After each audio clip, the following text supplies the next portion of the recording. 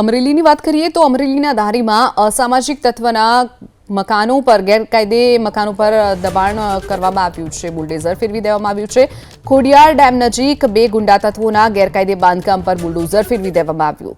ગેરકાયદે મકાન બનાવી જમીન પર ખેતી કરતા હતા બે ઈસમો। 8 ગુના આ બંને ઈસમની સામે નોંધાયેલા છે, ત્યારે ગેરકાયદે મકાન જે બાંધવામાં આવ્યું હતું તેને તોડી પાડવામાં આવ્યું છે।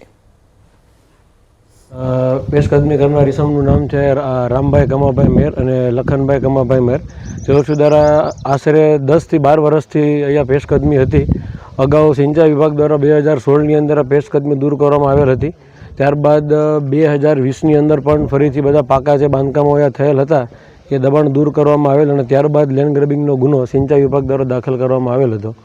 ત્યારબાદ હાલ આજની તારીખ એટલે કે 2025 એપ્રિલની અંદર પણ પાછું ફરીવાર એ લોકો દ્વારા થોડું કાચું બાંધકામ કરવામાં આવેલ, જેને પોલીસ ડિપાર્ટમેન્ટની સાથે કોર્ડિનેશન કરી આજે ફરીથી સંપૂર્ણપણે દબાણ દૂર કરવાની કાર્યવાહી હાથ ધરવામાં આવેલ છે। અંદાજે ટૂંકમાં આ અડધા હેક્ટર જેટલા વિસ્તારની અંદર ખેતીવાડી અને અહીંયા એક બે કાચા મકાનોને એવું બનાવેલ છે, જે દૂર કરવાની આજે કાર્યવાહી હાથ ધરવામાં આવેલ છે।